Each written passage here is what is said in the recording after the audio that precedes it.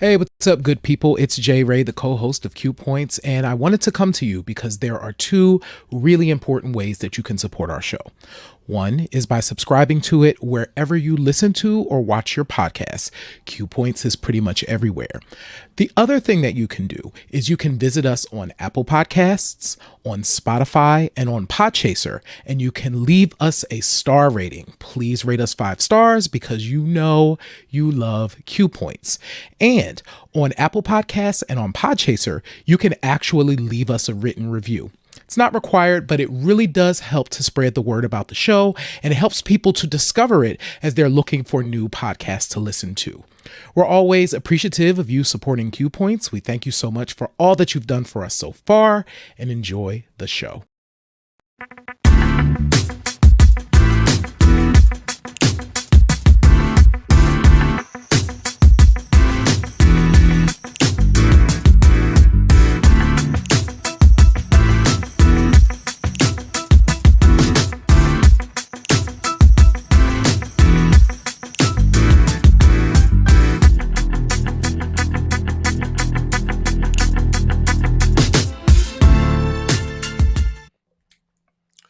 Welcome back to another episode of Q Points, dropping the needle on Black music history. I am DJ Sir Daniel. And my name is Jay Ray, sometimes known by my government as Johnny Ray Cornegay the Third. What's happening? Sometimes known as J Hands. What's happening, y'all? Okay, we gotta give context. I was waiting. We have to give context. So as we were doing the pre-show, Sir Daniel was like, as you can see, my hands are moving right now. If you watch Q Points, for those of you that are listening, you don't see this, but you should go and watch the show, because if you watch right now, you'll actually see my hands moving a lot because I'm making points. So our youngest watcher commented and was able to do movements of me using my hands. And so Sir Daniel was like, you should also be J Hands too. That could be another moniker. So yes. So maybe J Hands. Absolutely. Definitely J Hands are in the building. And and thank you for listening to another episode of Q Points. Listen, today's show is undoubtedly going to be one of one because we are the ones. Jay Ray, just give him a brief description of what we're going to be talking about today and how they can keep in contact with us. Absolutely. So y'all, we got a lot of stuff to talk about first before we get into our main topic. So we're going to catch up on Paper Magazine. We have to definitely talk about Harry Belafonte, Jerry Springer, and Pras Michel. Pras from the Fugees. We got to talk about that too. And then for our main topic today, we're talking about one of one. We've called it that because people are always doing, we need a brand new insert legendary artist here. These artists typically can't be replicated. And so we're going to talk about this desire to do that. But some of these artists that are one of one and why they can't be replicated. So it should be a super fun conversation for us. A couple of things that you should do, though, before you do anything else.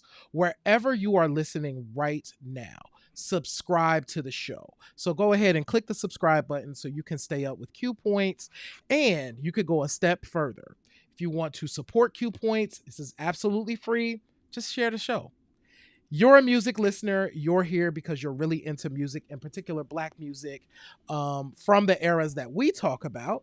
You should share it with your friends because they probably gonna like it too. So let them know. If you want to go a step further and you want to support us monetarily with your hard-earned coins, we appreciate you. You can become a member. Visit our website at qpoints.com, click subscribe, become a member, or visit the Q Point store. There are plenty of ways that you can support us. We appreciate you in anything that you decide to do. Thank you for that, Jay Ray, and your very expressive hands. So let's go ahead and get into it. Paper Magazine, like a lot of publications of its time, has now shut the door, has laid off everybody on their staff, and Paper Magazine is one of those, cultural documentary Mm-hmm. documents, culture, music, fashion, especially fashion, Yes. everything that you could think of.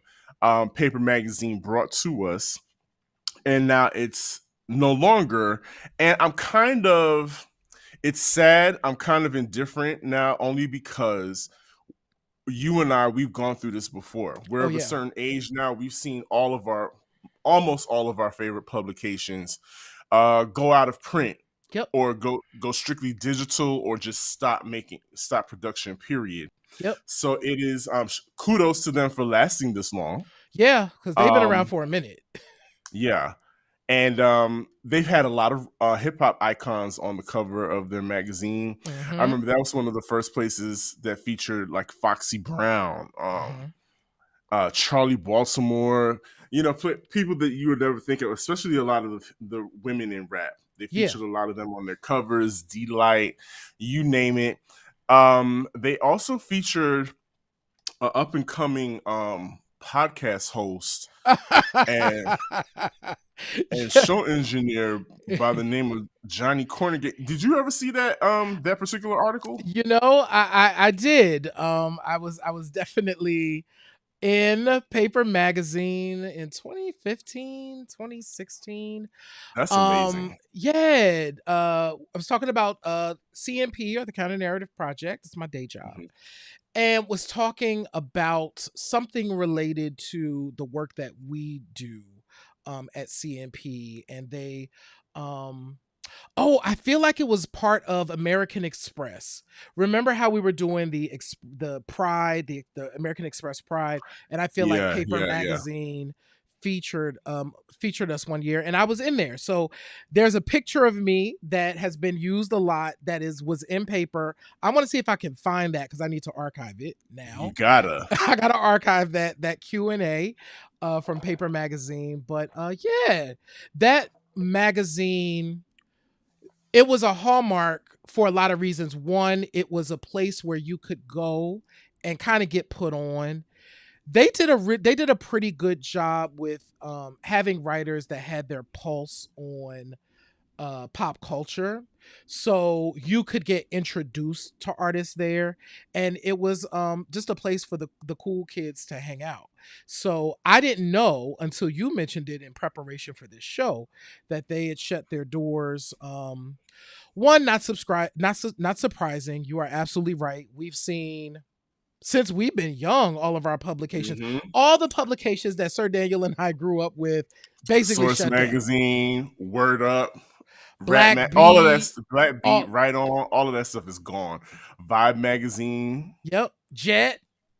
Jet, oh, Jet. Now that was heartbreaking. Jet was heartbreaking. Y'all need to listen. The folks who have the ebony, try to get some Jet back. Jet is small too. Like, I feel like y'all could do Yeah. Jet still. I feel like we need Jet. Anyway, sorry to all the folks that worked over there, cuz you know what, getting laid off in this economy It's is not fun. tricky. There's a lot of stuff out there, but I don't know. It's a weird time, employment wise.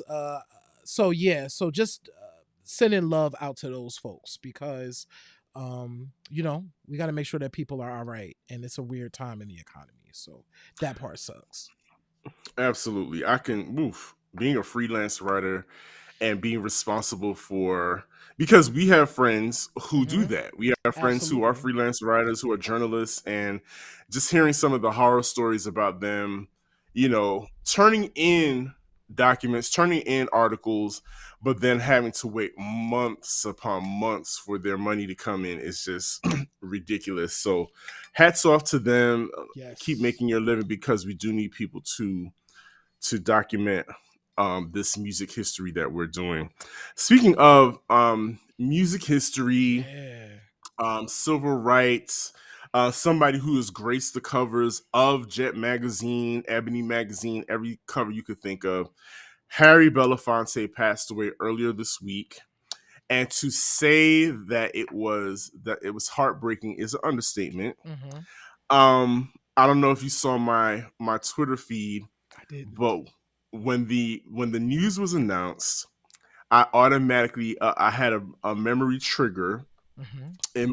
In kindergarten, I performed along with several other young men in a stage performance of the Banana Boat song, Yeah. where we had island shirts tied up in knots around our belly buttons, our little hard bell bottom jeans, and caps turned to the back because we were mimicking plantation workers. Yeah. And if you follow me on Instagram and Twitter, if you look very closely at the stage floor, you will see the green cutouts of the bananas that we had been harvesting all day. And I just remember the Banana Boat Wow. song is one of those first songs that I remember because I had to perform it. Yeah. We had to sing it. And Harry Belafonte has been a part of my life ever since. You know, he was one of the, of course, he was a civil rights activist. Mm-hmm. He was the first performer to have a #1 album, Yep. and for it to go uh, platinum. He was the first one to do that. He produced Beat Street, Uh-huh. which we hip hop is now Yeah. celebrating 50 years, and Beat Street is definitely one of those movies that chronicles one of the biggest moments and movements in hip hop. And so to say Harry Belafonte played a major role in our lives is an understatement. Absolutely. He's also an EGOT. So Harry Yeah. Belafonte is an EGOT. So you said something that I want to also make sure that we solidify in context because it's important as well. As hip hop celebrates 50, we have to. Harry Belafonte is also part of the hip hop legacy, even though we may not think Mm-hmm. so. We just talked about the fact that he produced one of the producers on Beat Street. Also, of course, he starred in Carmen Jones with Dorothy Dandridge and Pearl Bailey, which was Mm-hmm. also made into Carmen, a hip opera, which Bruh. Yep. starred Yasin Bey and Beyonce. So they had a whole hip hop flair to the Carmen story. So his impact just in entertainment, and for us, so Sir Daniel and I grew up seeing this man as an elder statesman on Mm-hmm. TV our entire childhood. Like our parents would talk about Harry Belafonte. My mom specifically would be like, he's so handsome. She would always Okay. talk about Harry Belafonte being handsome. Yes, Um, sir. But listen, listener, did you remember seeing listeners and J Ray? Do you remember seeing Harry Belafonte popping up on Sesame Street? yep. Like he was Mhm. omnipresent Yep. everywhere. He was everywhere. And to know, because I learned later as I got into high school into some his civil rights activism, right? As I started to learn that, I grew up with him just thinking like, yo, he was the guy who would be acting and singing on the TV, but he was so much more than that. And he lived. Harry Belafonte was 90, like 96, I believe. When I want to get to 96. Like I want to get to 96, Whew. and just have the, the legacy. I won't be an EGOT. I'm not doing all of that. You But don't know that, J Ray. I do you You know don't well, know. I don't know that I'm gonna No, act like that. I don't know that I'm let's. gonna do that. You don't But have to be. You don't have to be an actor. that's Actor. true. That is You could true. be You on. can be You could be on a TV show and get nominated for an Emmy. that is true. You You know can what? produce a Broadway play. It can happen. It can It can happen. happen. So to that point, yes. Looking at people like Harry Belafonte, it's an inspiration, right? And it can be And that done. name is a dynasty. That name is a dynasty. You know, Yeah. he had his kids. You know, Mhm. Shari Belafonte was an Yeah. icon all on All her her own. You own. know, Yep. she was. I mean, she was a low number back in her day. She was Yeah. a gorgeous, gorgeous woman that I mean, all the fellas were after. She hmm was on all the covers, so that's part of his legacy as well. So Yeah. um in that spirit and giving and paying homage, and this is a far cry from Harry Belafonte. This Far. person, we can't say that, listener, we can't say that this person um merits the same kind of accolades that's Harry Belafonte, but he does hold a place in our hearts culturally. Of course, at the time of this recording, it was announced that Jerry Springer Mm-hmm. passed away as well at the age of 78 or 79 from Yeah. cancer. Shocking. Mm-hmm. Because he's been out of the public eye, I forgot that he was battling cancer, and I think we all have just a frozen picture of Jerry Springer in our mind of him standing by that stage with the microphone, you know, calm as can be, while the audience is in complete chaos and mayhem. Navigating one of has to be hands down the number one guilty pleasure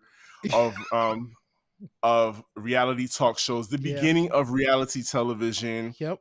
um just part of that legacy. I don't There just hasn't been any more after him. He was one of one. He was there's like there's absolutely. a Jerry, there's a handful of talk show hosts that can never nobody else can be added to that pack. You got Mm-hmm. Oprah, Ricky Lake, Donahue, Sally Jesse Raphael, Mm-hmm. Jenny Jones, Yes. Rolanda Watts, Charles Perez, Maury Povich. Mm-hmm. All of these people, there's only a certain number of them. What's my guy, the black one? Montel. Yeah, Montel. Montel Williams, Ricky Lake. We got it. Yeah. So there's only a handful of those people, and they are definitely part of what we're talking about tonight. Lightning in a bottle, Mm-hmm. a certain amount of time that this happened in and could have happened in, because it can't happen today. No. And for better or for worse, they are imprinted in our collective psyche.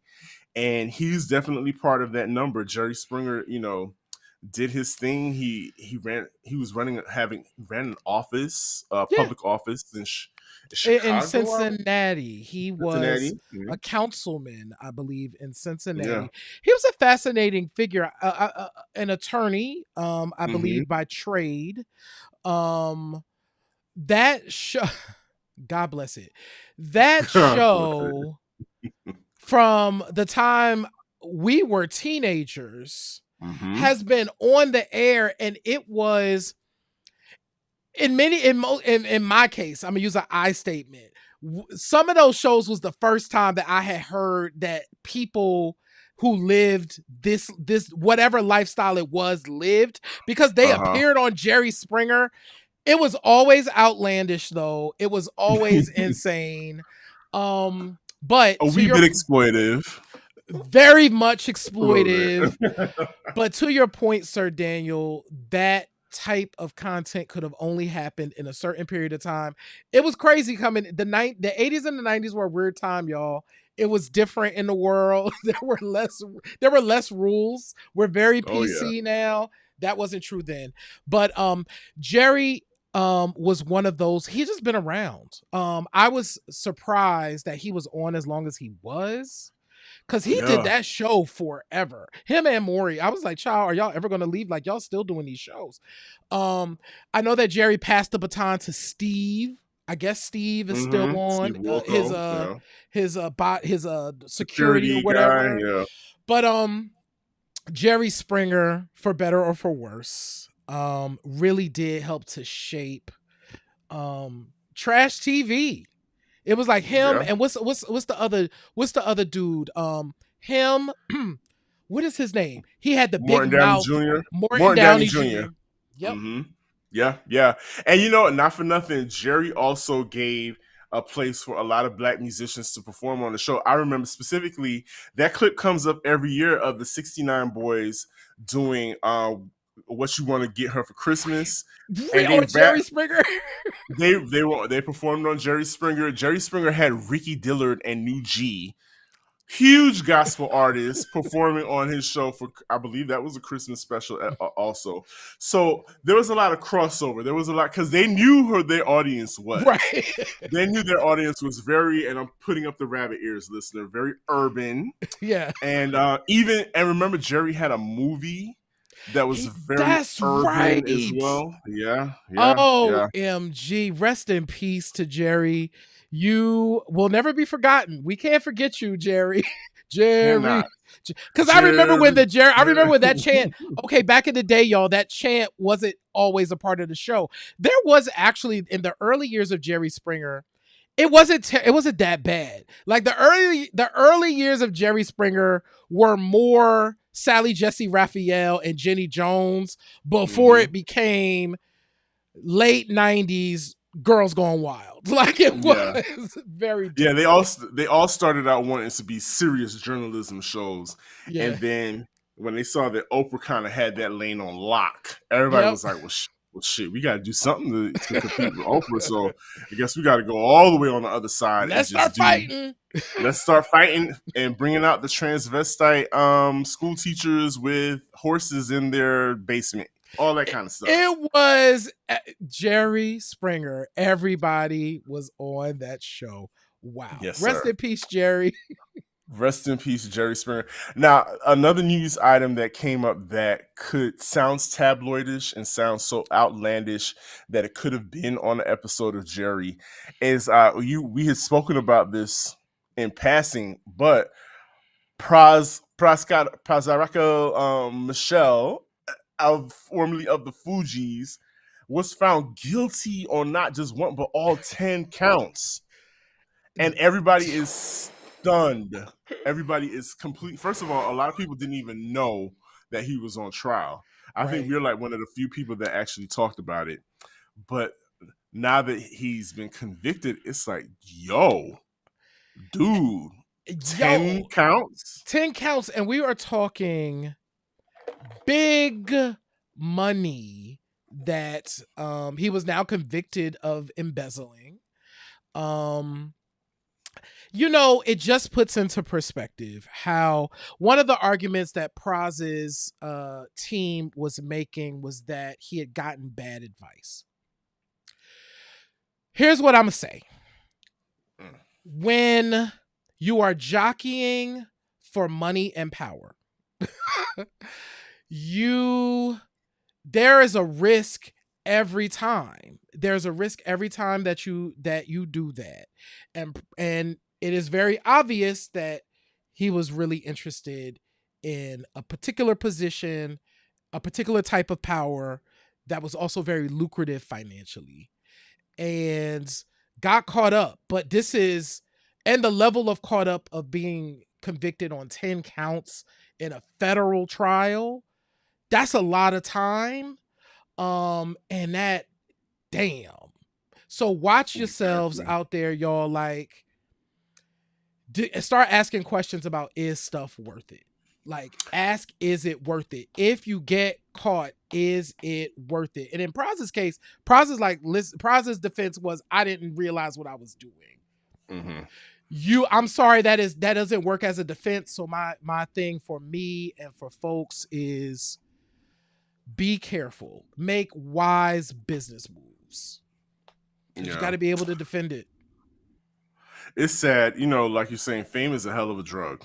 Woo, Jesus. And to come from the heights at which they were floating as the Fugees to, seeing two of your counterparts still go to other levels, because yes, Lauryn Hill is a thing, but Wyclef wasn't a slouch either. Wyclef was definitely had it going on in his own right. And so, and Praz is always, let's be real about it. Praz has always been the one that people joked about in the Fugees. Nobody really, if we're gonna keep it a bean, nobody really took him seriously. Nobody really, recited his verses. He just, so I can kind of understand where, if you're dealing with that all those years, and you have to hear it. It has to get back to you. And I'm pretty certain there had been meetings where people were like, well, listen, you're not the most popular out of the three. So you have to imagine make your dealing with that. name. Like, yeah. You And have so to. it becomes a thing where it's like, well, listen, if they're going to do that, then I have to make my money and my name doing something else. And I want to be the best at that. Yeah, you're right. I'm sure he heard it. But damn, you know, Yeah, damn. damn. So I I guess this is probably one of the reasons why that tour didn't happen. I'm sure he knew long Mm-hmm. before this was coming down that this was hitting, Yes. because that was what, 2021 that they were talking. Yes, because we were on Yep. this show, and then it was like, we're not doing it. We're not And doing I'm it. wondering if part of it was like, we know that something is coming. So we owe Lauren Hill an apology We because we I did know play. all of y'all was blaming it on Lauren Hill. Let's keep it a stack. We were all blaming Lauren. We were blaming her. We was saying she was going to show up late, and that she was going to be the one to be the kibosh of it all. But it turns out it was actually Prize and him knowing that he was going to be going down for these federal crimes. So we are sorry, Miss Hill, or at least I am sorry, Miss Hill. I'm sorry for speaking out of turn and dragging your name. With love. With love. Oh. Absolutely. But Jerry, before I know it's time to head Mhm. into our main topic. One thing. So of course, Janet is on tour. She is. And she's here. She Here is. in my city of Atlanta. You know, her old stomping ground. Janet used to Her frequent old the son. Atlantas. So, and you know why she was frequenting Atlantis? Because she was dating one Jermaine Dupri, who is the mayor of Atlanta, Yep. unofficially. And so last night was the first show. Of course, I don't know if you heard this, but the Hawks surprisingly won. So now they booted her out of her time Right, slot because of she was supposed to be there tonight's show, tonight. Right. right, and moved her to Friday, which is bugged if you ask me. It's like, Right. the Hawks, who Right. we talking about Janet. But anyway, I'm sure she was like, so it's fine. I'm gonna just hang out today. I'm gonna I'm gonna tell Hang you out why with your she man. might have been okay with hanging out was so of course friends of mine, my timeline was littered with footage of the performances, and of course she brought out her old beau, Jermaine Of Dupri, to course. perform a song. They're It made friends. sense. They're friends and they're very friendly, apparently, Yes. because there is footage of her coming from backstage and walking past him, and she gives him one of those You love see. taps, Yeah.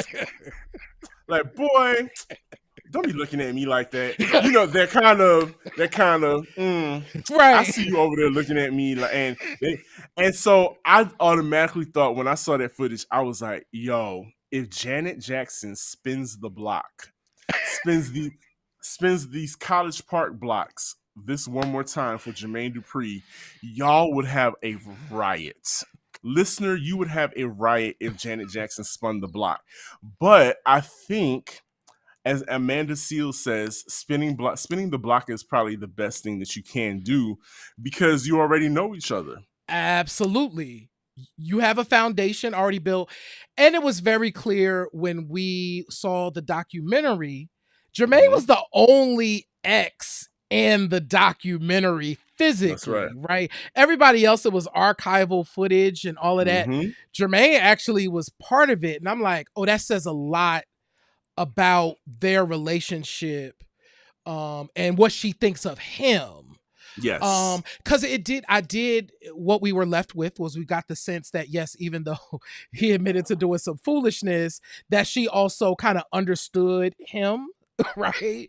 And so I'm not surprised that she was like, oh, they got to boot me for another day. Okay, that gives me an excuse to hang out in Atlanta. I used to be here. It's all good. Janet is back in the A. So shout out to Janet. I hope she enjoys her stay here. If we run into each other, I may or may tell you all. If I happen to run now, good and well, if I run into Janet Jackson, who is one of one, I am going to yell it from the sky, and you're going to be sick of me because I'm going to be reusing that picture on everything. It's going to be on my mixtape covers. I'm going to make a T-shirt out of it. Now shut up. You're not going to be able to take me because I met Janet Jackson, and listen, I would too. Honestly, Janet, okay, you know this for a fact. I'm not good with like the selfie game, but I would Uh-huh. certainly remember for Janet Jackson. Like, Oh, Miss absolutely. Jackson, can we take a picture? I'm gonna be like, whoever's walking by is taking this picture of me and Miss Jackson. You better know it. I'm wiping down the lens and everything, Yo, taking all kinds of angles and put it. What's that setting where it takes a gazillion pictures at one time? burst. A burst? Yeah, all of that, because we are going to make sure that we have the one of one with the one of one Janet Jackson, Mm. and of course, if you didn't know, I'm segueing into our main topic. One of one, discussing the natural need to replicate music magic. So we got to this conversation because thank you, J Ray, for suggesting and putting me on to watching the documentary Little Richard, I Am Everything. After watching that, J Ray, I texted you immediately. I was Mhm. like, I'm in a puddle of tears right now. I was so moved, saddened, moved, happy, elated. It took me through all the emotions. I added Lisa Cortez in my tweet. I Mhm. immediately tweeted and said, "Thank you, Lisa Cortez, for making this happen."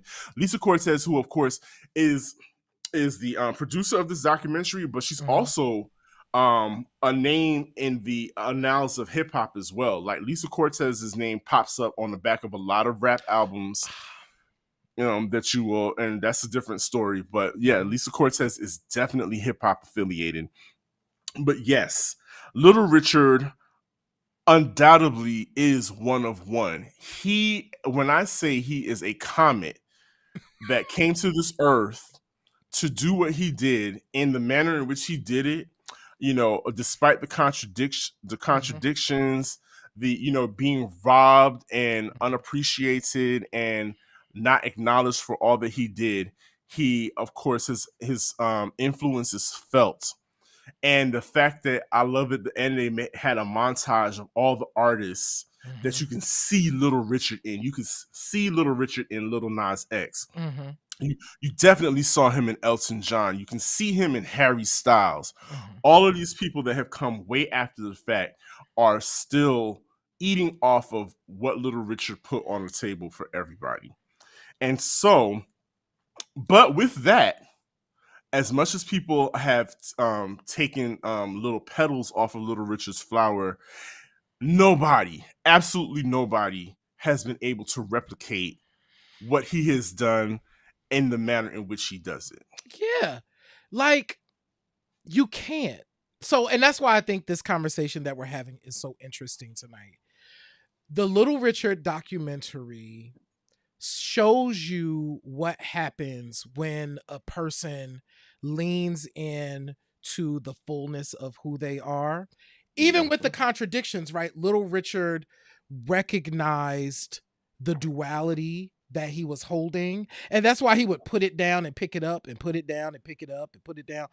But when he picked it up, he picked it all the way up, right? It was like, Baby. okay, we're going to go from 0 to 100 with this. But he shows you when you are true to you, what's possible. And what I love about this documentary, in addition to it being excellently, the storytelling is outstanding. Phenomenal. Yes. Taking you from Richard's childhood, talking about the relationship with his mom and his dad. Um, I was so moved when it talked about when his dad finally said he was proud of him, when Little Richard like Mm-hmm. finally started to hit, and the dad was like, "Oh, I get it." And even talking about that duality of his dad being both a minister and the owner of a club, right? It's like living A contradiction, hustler. the Yeah. hustler, right? But the beautiful, so as Little Richard is of course on this early part of his journey, he's figuring out who he wants to be as a performer, and God puts Escarita in his spirit, right? And it becomes like a mirror to him, right? And then Mm-hmm. puts Billy Wright in his spirit, and it becomes like a mirror. And you have these people that start to pour into him and is like, no, no, no, you can do this. No, this is who And I'm supposed to be. and baby, the voice, this man singing, the footage of this man singing in this movie. If you're not moved by him, I don't know what to tell you, because he just had it. And what we're talking about on this episode is that it factor. Yeah. And I don't know if we can even label it, put like diaphragm it, but like when I diagram, excuse me, diagram. Sorry, wrong show. But yeah, if we could diagram it, it would be hard to do. But just looking at the footage of him performing, there, when I think of the people we think of as one of ones, Mhm. the Michael Jacksons, the Princes, Yeah. the Whitney Houstons. I looked at Little Richard when he stood up on that speaker, and the frenzy in which those white Like, teenagers, mostly white teenagers were whipped into such a frenzy. And when he hopped off the stage mhm. and just walked through them like it was nothing, and they parted Parted the like the Red Yep. Sea, but some were fainting, some were touching. You know, we've seen that with Michael. Yes. We've seen that, you know, people screaming to the top of their lungs, and the frenzy in which people get worked up into is one of the things that makes you one of one. But what are the other? What do you, in your opinion, J. Ray? What do you think are the other attributes of a one of one, of a Beyonce, of a Michael, of a Prince, of a Whitney? It is the focus, the intense commitment to their craft. Mm. All of the people that we are talking about who are one of one were intensely focused on being the best at their craft, right? And there was going to be nobody better than them. Like, they just were like, listen, I'm going to go out here and I'm going to do this thing. I'm going to body everybody. So in the Little Richard documentary, when they talked about him going on tour, and it was like him, Fats Domino, all these other people. He was like third on the bill, but they were like, well, by the end of the tour, we had to make him a headliner because he had to go at the end because nobody could follow him. They were just like, listen, and he wasn't trying to upstage anybody. He was just who he was. He was doing his shit. You couldn't do better than that, right? So it was like, you're going to be the headliner. So I absolutely believe that is that commitment to your craft and being the best that makes you a one of one. And it is also, I think there's an anointing. All the people that we're talking about. Ooh, say that. There is literally, who can do, when we look at a Little Richard, you'd be like, well, who else can do that? Nobody. People will be inspired. Prince is absolutely inspired by Little Richard, but Prince is not Little Richard. He's absolutely inspired by him, but it is a whole other thing where it's just like, no, this is your gift and you're anointed, right, to do this thing.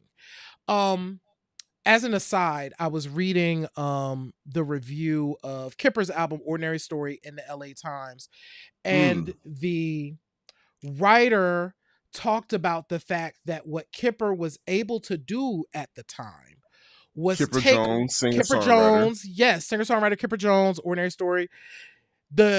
She said Kipper was able to take all of his influences and make them wholly his own. That's a thing. Like, that is like, I hear all of what's inspiring you, but this is your thing. And that, so commitment to the craft and the anointing, you just can't make it up. Like Yeah. you just. What about you? What about you? Are there anything else that you think makes a one of one? I think you okay. So one other thing is there has to be a mystique. Oh yes. There's a mystique about you, and there has to be a legend about you, meaning that before you even enter a room, Hmm. there is some type of mythology about you that has entered into that room before you even show up. Mm. There, whether it's rumors, whether it's it's just stories of people telling stories of how they made you feel. There is a mythology about you that precedes you everywhere you go. And then there's a science to making people miss you. You know, Oh, you say that. That's really make interesting. making people miss you. And I think I don't we don't have her listed as a one of one. She's definitely one of one. But Sade has Yeah. mastered the art of going away, incubating, living her life, and then you could just drop a profile. You don't even have to show her whole face. It could just be a profile of her and that ponytail, and people will go berserk because they know that she's coming back. Yeah. And so there has to be some type of mystery and some type of wanting, some type of longing that people have to have for you. And so, in order to do that, you have to make people miss you, and that means you have to disappear. You have to move in silence. That means you have to move in disguises. Even that heightens it. You Right. know, Beyonce has learned about the moving in disguises, and that Hmm. heightens things for people. Michael Jackson was definitely The the king of king, he was disguises, the king of pop and the king of disguises. and and just being quirky. If you call it being yourself, you call it being quirky. Listen, Beyonce may say 4 words Yeah. to the press for a whole year, but you will hang on to each and every syllable of those 4 words because that's all you're going to get publicly from her. Yeah. And I think so when we transition into talking about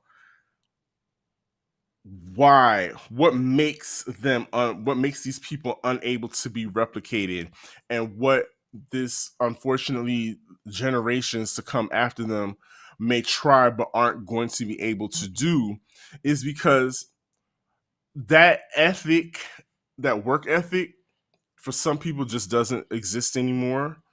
We live our lives way too publicly now with social media, Hmm. and there used to be, back to this conversation about gatekeepers, there used to be gatekeepers to this industry, and now there aren't any. So every and anybody thinks that they could be a part of the tapestry of music and the music industry. So Mm. Mm. try as you may, and God love your mother and your grandma, and all the people that love you, and they tell you, oh baby, you're gonna be the next, you're gonna be the next Prince. Oh baby, you're gonna be the next, that little Lauren Hill. Oh, you sound just like her. You're gonna be the next her. It's not gonna They happen. It's not gonna happen, little stink. It's not gonna happen. Sorry. So let's talk about Lauren before we talk about some of these others, because there was this tweet that came Mm-hmm. out that you sent to me, and it was a brother that was like, yo, I wish that this generation had its Lauren Hill. Mm. And Mm-hmm. we had that conversation about um Oh yeah, that person that responded to that person that it. responded to it. I'm not even itchy yet, child. She don't like Lauren Hill, so that's fine. She don't have to. But there's several things with that, right? So the fact of the matter is that Lauren's emergence as a pop cultural figure occurred at a very specific point in time in hip hop. Mm-hmm. Um, in the early '90s, Lauren was reared coming out of all of the MCs from the '80s, right? Mm-hmm. So she was reared by that style of MCing, by and the type of work that you had to put in to like make yourself into the thing, right? We don't do that today. So one, she emerged at a particular time. Two, um, she literally paid all the dues. Remember, she was bodying men on the mic for years in between Fuji's records. Lauryn Hill, in between the Fuji's first album and the second album, was bodying dudes on records. Like she Hell, was she the bodied them on their own she records. was bodying her co rappers, Stars. her Yep. co-stars on her own joints, right? On their joints, yeah. So you can't really replicate that kind of artist. Like what people can do, and there are artists out there that are certainly inspired by Lauryn Hill. I think of a Little Sims, I think of a No Name, I think of, these artists that kind of do a little bit of that, but hmm they don't do that. Because I'm gonna tell you this, Queen Latifah was rapping and singing way before Lauryn Hill, but who perfected the Thank rapping you. and the singing? Lauryn Hill did. Queen Latifah don't been rapping and singing since 1988. Lauryn Hill came along and killed us softly to this song, and we were like, hmm oh, she's like a singer and like a rapper, right? And she's gonna do both things, right? Very, very well. So that's one of the things that I think makes her unique. I don't think she's replaceable. One, she's still performing. Right. She's still out here doing stuff, but we just don't make them like that. And I do think there are artists that are kind of doing it, but you just kind of no. She's one of one. She's one of my. Here's the thing. Also, and I'll say this. So Lauryn Hill, in regards to the other people that we have mentioned before, Mm-hmm. Lauryn Hill has not reached that level of stardom like a Michael Jackson, Oh no. and we're very clear about that. Now we are talking about in the instance within history what she did. She's definitely an anomaly, Mm-hmm. and for her to win all those Grammys at that one time, yes, I agree. Sometimes we give the miseducation of Lauryn Hill a lot. We do get that record We a lot. we give that record a lot. Sometimes we give her a lot, but it was an anomaly and it happened. History cannot be repeated. History cannot be changed. That woman stamped her imprint on the in music history, and that's that. There's just no changing it. There's absolutely no changing it. And yes, thank you for saying that. Queen Latifah, her very first 12-inch was her rapping and singing. And I'll take it even further back. You had people like the Real Roxanne was singing and rapping. Mm-hmm. You had Wanda D who did the same thing. The You had if you, sequence, the se- let's not leave out Angie Stone because she might sue us. right? If we don't, because Angie Stone, We see you, yes, Angie. we see you, Angie Stone. We know that this singing and rapping thing, you did that shit first, Mama. Yes, you did. And you weren't even from New York. You were from Right. South No. Carolina. Yeah. One of them Carolina. South. She's down south Yeah. somewhere. Yeah. So yes, so we acknowledge you absolutely, but there is just a timing. I think timing is just another one of those factors. There is a, if you look at all the Doctor Strange movies where they have the little clock thing, there's just certain moments in time that just are a portal for some type of magic to happen within music history, especially when it comes to Black music history. There's just these notches on that clock that just click at a certain time, and boom, there is a magic that happens. Mm-hmm. And go ahead. No, I was curious because we're gonna talk about this amazing artist, but I was gonna ask you. So, from your perspective, Mm-hmm. Michael. So there's always is Chris Brown the next Michael Jackson? Is Usher the next Michael Jackson? Is Jacquees the next Michael Jackson? Jacquees is not stop. the next Michael Jackson. I gotta stop you right there. So can we No, talk go ahead. about this thing? Like, is there anyone that has come close? Why? What makes MJ unique, and why can he or cannot be replicated? What's your thought? So Michael Jackson cannot be replicated for all the reasons that we stated before.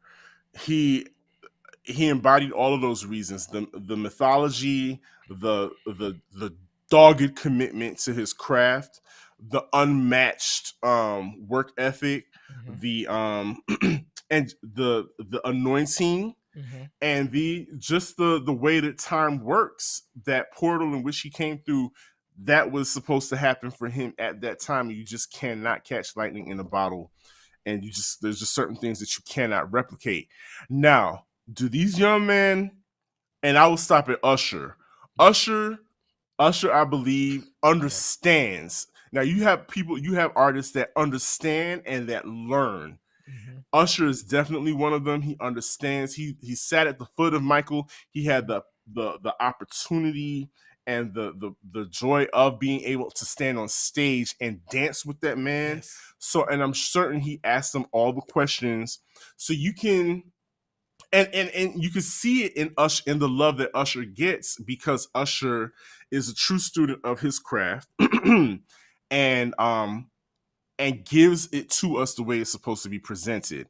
He may not, because of the time that Usher came along, Usher did wonderful things numbers wise. Mm-hmm. He may not get up there to what Michael Jackson has done, but we as the audience appreciate what Usher has given to us Yes. because we know that it comes from an organic and genuine place. So therefore, he's going to reap the benefits of of that of that giving into his talent, of that taking care of what he has been giving.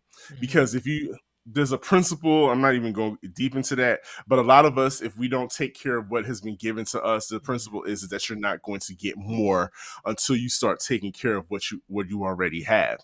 And I think it's a disservice for well, not us because we know better, but for the other talking heads, for the people in their camps, the A&Rs, to keep saying such and such is the next so and so. It's a disservice to that Yeah. young person because you're creating an unrealistic expectation for them.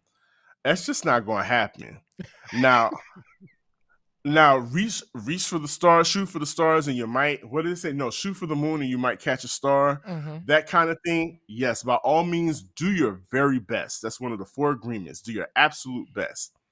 But I think naming these names and saying that you could be the next them is a disservice. What the conversation or the reframing should be: learn from these people, Mm-hmm. adapt a lot of their techniques and their um and the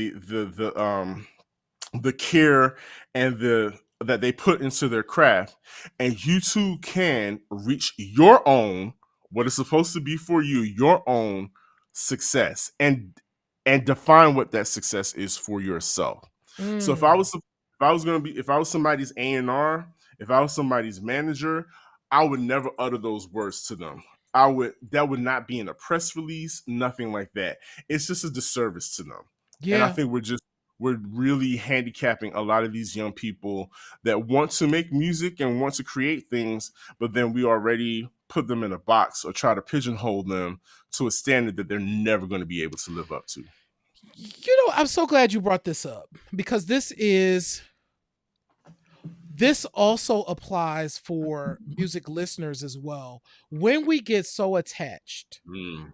to a particular style of a way a particular artist, let's take a Lauren, let's take a Michael, the way they make us feel, and we're chasing that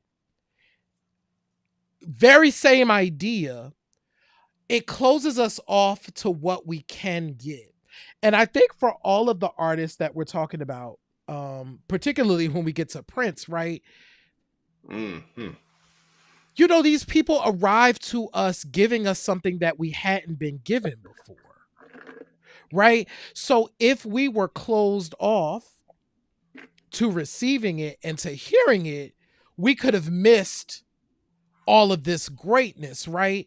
So it's like it's okay to be like, oh, I get this person's reference point. Like I like it. Like I like where they're referencing and I like what they're doing with it. They're churning it through their own thing and they're doing their own thing.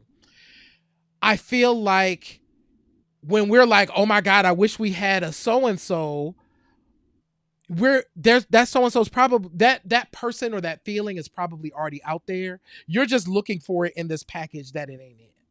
Right? You're just Mhm. looking for it. But if you concentrated on the feeling, we'd probably get it.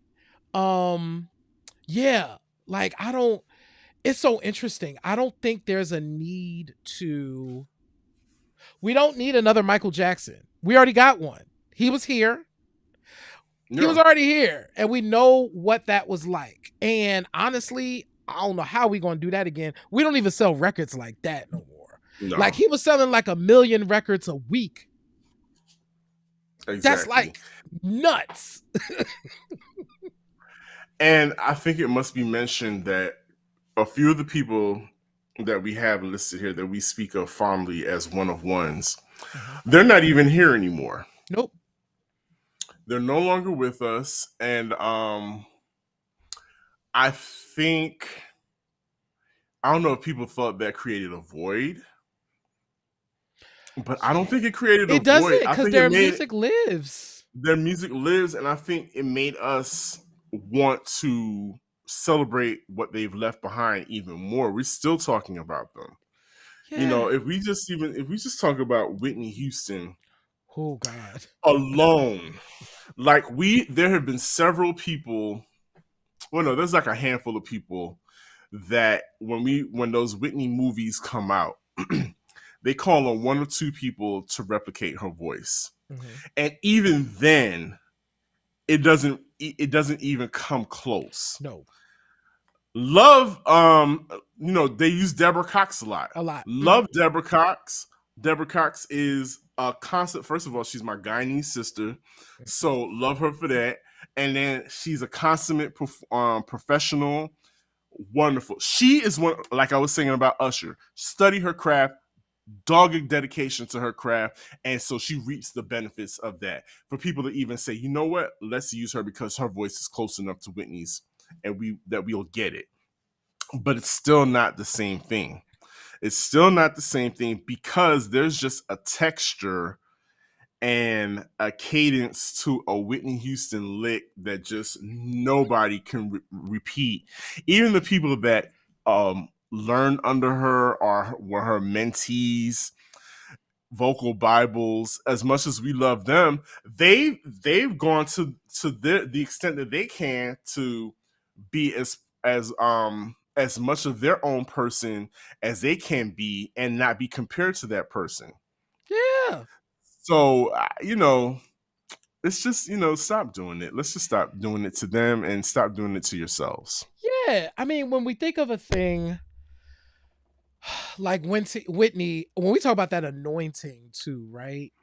Anointing, yeah. That ability to, I even put my pen down, that ability to interpret a song that you did not write, but it's like sucking it in, right? Because you would Mhm. see Whitney sing and she's taking in these huge breaths and then she's letting out this beautiful or soft sound, right? Because she had full control of her instrument Mhm. at the height of it, right? She had full control of it. But it was like she was taking it in, churning these songs through her body and her experience and giving it to you as if she was the songwriter. Yes. That is God given. I'm going to bring the Lord into this. That is anointed, where God is like, baby, I'm going to give you're going to have the voice. Mm. You listen to those songs and you're like, this woman's tone, Jesus, she Mm. is singing down. And listeners, I'm rocking back and forth. You know that rock, the one Yes. that you get when you're in church and you can't say a word, but you just rock and swaying back and forth because it's just that good to you. J. Ray is absolutely right. And can I and let me I want to add one other thing. A lot of us, and I'm saying us because we're part of it too. If we think about it, we could possibly be the cause of a lot of the beefs, and I'm putting that up in quotation marks, between these artists who have been pitted against each other because of that need to compare, and because Mm. of that need to use that next such and such talk in order, because that's just part of consumerism. That's just a means of marketing to get people to say, oh, well, if you like this, then you'll like this, like how they do on Netflix. And they create this algorithm of, well, if you like Whitney Houston, you're going to like Mariah Carey, when in fact they absolutely did two different things. Mariah Carey is one of one, and you can Absolutely. see and you can understand why an artist will have a visceral effect when somebody automatically starts comparing them to someone else. Because if you are a one of one, I'm assuming that your anointing and you're speaking to your source, that conversation you have to that source, that voice that tells you that you are one of one, makes you can just drives you crazy that people are trying to compare you to someone else. It's like, no, y'all don't see it.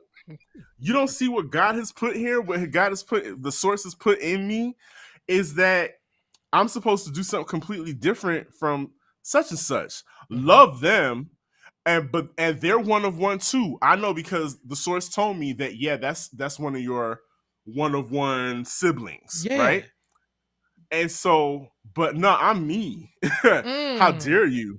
How dare you? So it's like, so a Yeah. lot of these beefs, especially imagine being Mariah Carey and having somebody come bring up Jennifer Lopez in the conversation with you. Imagine. But I first of get all, a, I'm imagine. offended. I'm Baby. offended for her. Just thinking about it. Like, or you are Mariah and somebody's bringing up Whitney, or Whitney bringing up Mariah, and you like, well, one, why are you bringing them up here? I see what you're trying to Mm-hmm. do, and that is annoying. I never thought about this in that way, but I think you're absolutely right. And our need to feel, it's all about comfort. Our need to Mm-hmm. feel comfort in what we experience, we will go ahead and be like, okay, I need to make these comparisons so that I could get what I need out of it. But the truth is, baby, just like the music. Mariah is That's one all. of one. Whitney is one of one. Baby, you could be a Lamb and a Whitney Houston fan. It's totally okay. It's fully acceptable. They are both great. And that's Mariah that on that. can't be Whitney Houston. Nope. It's just not a thing. So one of the things, and I think to answer the question, that's one of the reasons why specifically Whitney, I don't even know that there is an artist that's even come close, because with Whitney there's several things, right? There is the star power. Mm-hmm. There is the voice is a thing. That's also one that knocks people pegs down like 1,000 times, right? Because there's like, well, baby, do you got like that voice? Like that's a very specific voice. Do you got that Sure. voice? Can you do that? So that knocks people out. Then you have like the star quality of the whole thing that knocks people out. So I can't even think of another artist that comes close. The only one that kind of does is another one of one, and that's Mariah, but they do totally different things. Like Totally different it's things. so different that I'm like, I don't know of an artist that kind of does today, that kind of does what Whitney was doing. You know what I loved? I loved when the one of ones would be in each other's presence and they would play with each other. Yeah. Like seeing Luther Vandross, Yes. definitely one of one, and Whitney Houston just cutting up on stage with each other. just they're not even really trying. Right. They just playing with each other and kikiing and cackling on the side because they know that this is just fun for them. But we're Yes. sitting in awe. Luther Vandross, and I saw a clip recently of Luther and Patti LaBelle on stage, My and God. and they're singing "If Only for One Night," and Patti LaBelle is doing the absolute most, which is why we love her, and that makes her one of one. And Luther Vandross is like, well, I'm still doing me, but I'm playing with my big sister Patty here, and we're just gonna have a good time. I think it's that kindred, that twin flame that the one of ones have, and it's apparent when they get to play and hang out with each other. A lot of people like to talk about try to construct this beef between Prince and Michael Jackson, when in actuality they used to they used to play and kiki with each other too Uh-huh. and hang out. Lenny Kravitz plainly said, Prince called me up and said, "Yo, we going over to Michael's to hang out." Can you imagine? I would be like, child, that's a lot. That's a whole lot to do. I'd be like, wait, what do I even say? And Oh, and playing music, listening and playing the music with each other and just chopping it up. Those twin flames, they know each other. They know each other. We mm, don't. We just happen to be the ones that if we're smart enough, we'll catch it, we'll document it, we'll give them space to do what they need to do. They'll produce long lasting content for us and music for us to listen to for the rest of our lives. absolutely. You know what I just thought of too? This is one of your favorite memes. At least it used to be. I don't know that I've seen it in a while, but it is with another one of one, the Natalie Mhm. Cole and Whitney Houston one with the point where they. And they just I, start laughing with each other. Point and case exactly. Natalie Cole, bless her, one of one. one of one. That woman, I just saw somebody posted a clip from, I guess probably like 75. She's doing This Will Be Baby Mm-hmm. singing down. Her and those background singers are doing all the things you want them to do. And I'm like, lady, you better sing this song. I don't know. I mean, she was that big, Yeah. Afro huge. I know the performance you're Yeah. talking about. Afro was huge and just singing her face off. And we still love that song to this day. Definitely one of one. Natalie One Cole. of one. You know, we certainly glossed over Prince. I don't know that we need to say a ton, but I do think there's a really important thing I do want to say Mm-hmm. about Prince. One, he's one of those ones he won't be replicated. Like there are artists that are certainly, you could tell, that are inspired by Prince. You know, I think of, our good brother Rob B. My God. Mm-hmm. I think Mm-hmm. of Miguel. I think of Miguel, absolutely. I think of B Slade. Mm-hmm. There are absolutely artists out there who are Bruno Mars, Anderson Paak, all of them folks like are definitely cut Yeah. from the Prince Club. However, Disciple. and they are The disciples of the disciple. Prince, right? Mm-hmm. I was listening to because it was Prince, because last week we were doing the 7 songs of Prince. Child, I picked 7, but I was like, child, that's just the 7 today. Like tomorrow I might have a whole other 7. Like it was such a thing. But I went back and I was playing Love to the Nines, and I said, this man will write you a song, sing it, perform it, and yeah, we just not nobody's gonna do that. Like nobody's gonna be able to do that like that at that breath, because he was not only making his stuff, he was writing stuff for everybody else at the same Mm-hmm. time Yep. and doing that too. I mean, I can see the smoke coming out off the control board in his studio, because it's like, baby, we've been producing music for days on end, banger after banger after banger. We got a sex shooter and a And a know nasty and a girl and nasty girl and a all of the above. The point is, We don't need another Prince. Prince and Michael and Whitney, they left us, to your point earlier, with the music. They will live on Mm-hmm. forever. What we should encourage is, if we see, for artists that are watching, if you are like,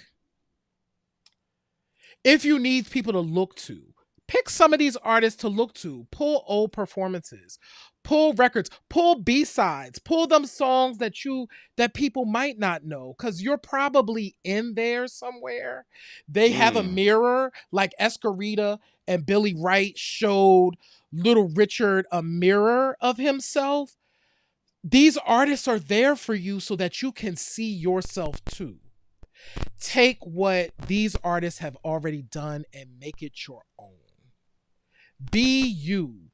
Don't worry about these folks out here, like Sir Daniel said, trying to make it where it's like, you're the next Prince. No, Prince is Prince. You're you.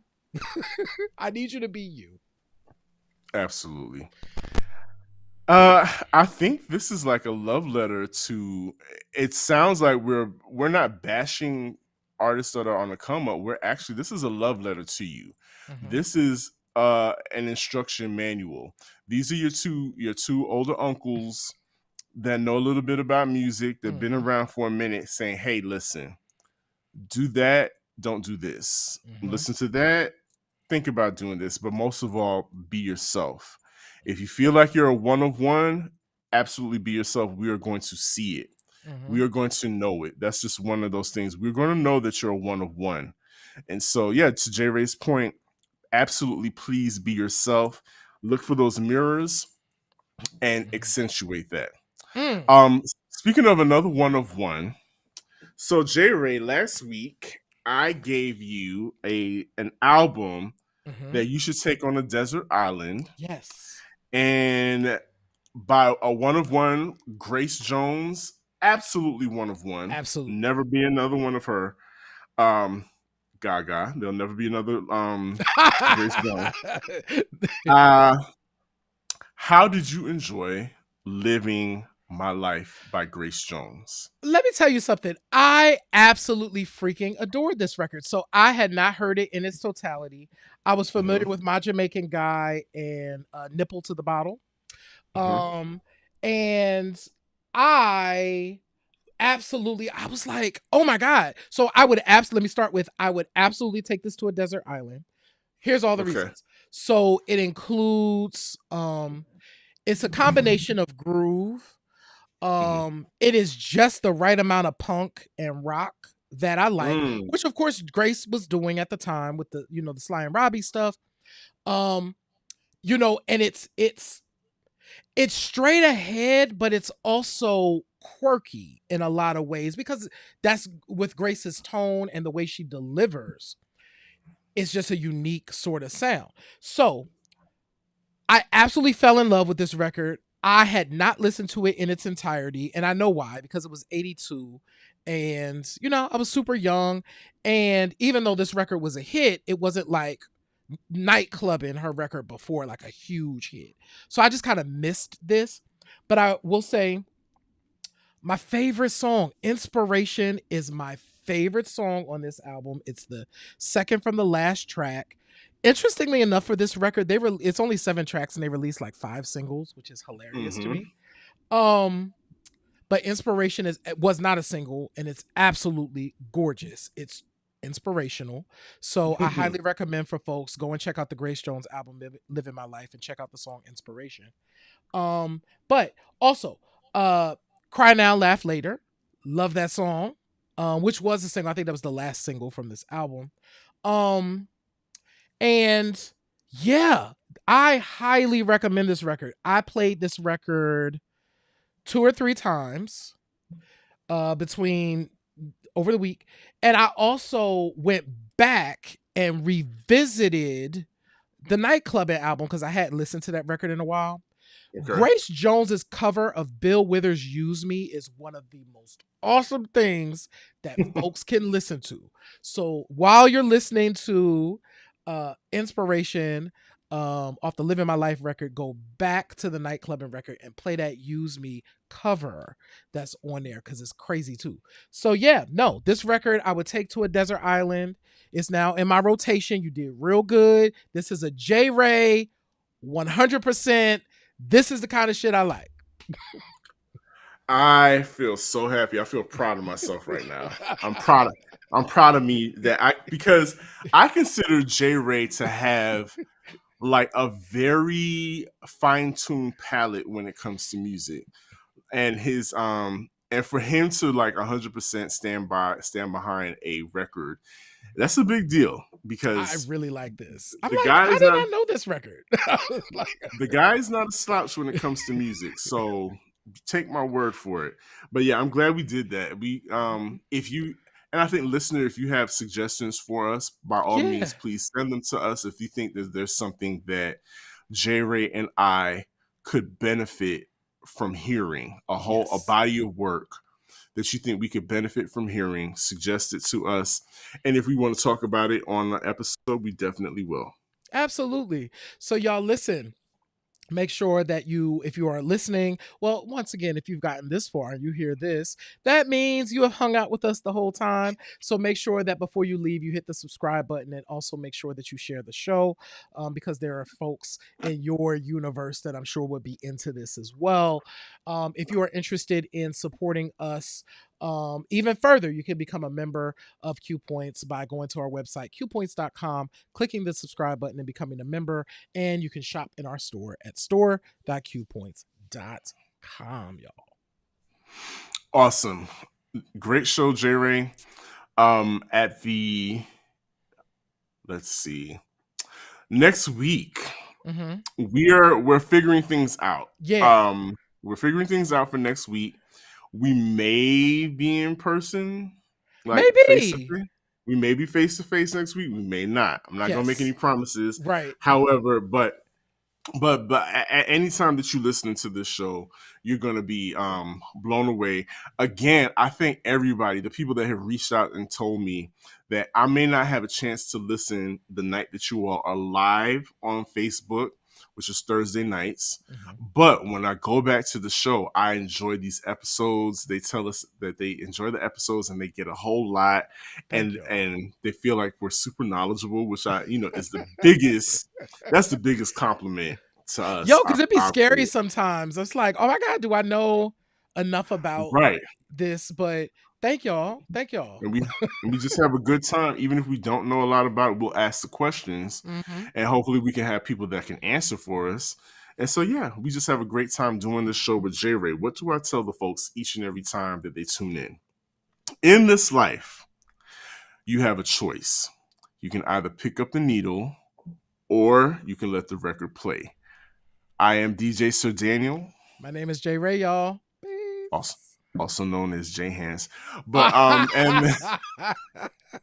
and this has been Q Points, dropping the needle on Black music history. We'll see you on the next go round. Absolutely, y'all.